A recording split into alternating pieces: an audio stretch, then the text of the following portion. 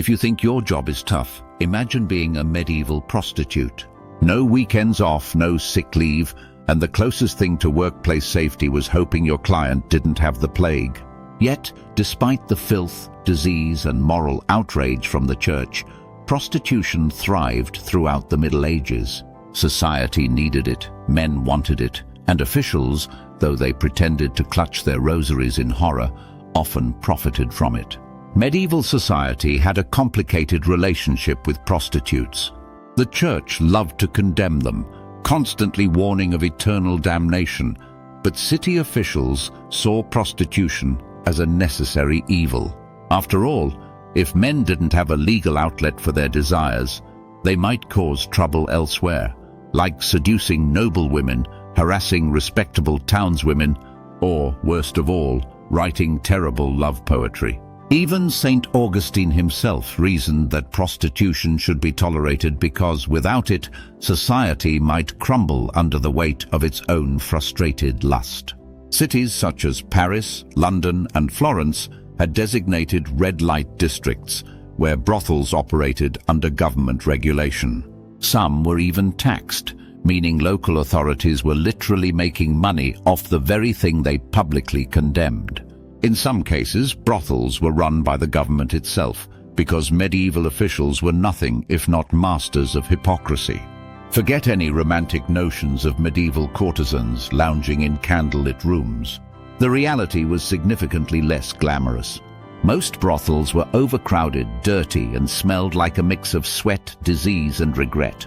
The beds, if they could even be called that, were often shared by multiple workers, and if a prostitute was lucky, her mattress wasn't just a pile of straw infested with fleas.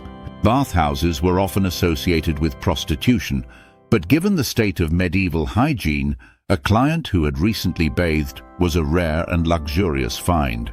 STDs were a constant hazard, and medieval medicine offered such delightful treatments as mercury rubs and bloodletting, which had the minor side effect of slowly killing you. There was no penicillin, no condoms, and no understanding of bacteria, just a whole lot of wishful thinking and prayers that your next client wasn't about to give you something fatal. Who visited these establishments? Just about everyone. Peasants, merchants, soldiers, and even the clergy. Yes, despite their vows of celibacy, many monks and priests were frequent customers. Some medieval bishops even kept concubines on church property because apparently chastity was more of a suggestion than an actual rule. Royal courts were no different. King Edward IV of England was notorious for his love of merry company, and Charles II practically turned his court into a brothel. High-class courtesans, often called courtly mistresses, wielded significant influence over politics, proving that sometimes pillow talk could change the fate of nations. By the late Middle Ages, attitudes toward prostitution started shifting.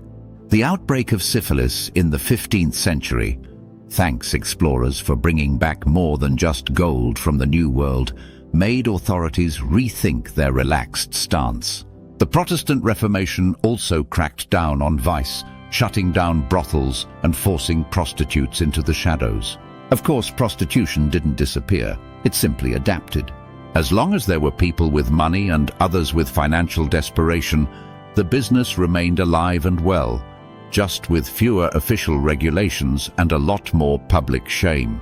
Medieval prostitution was a paradox, condemned yet essential, illegal yet taxed, sinful yet government-sponsored.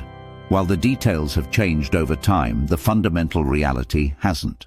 So the next time someone complains about modern moral decay, just remind them that medieval cities had state-run brothels and monks with side chicks.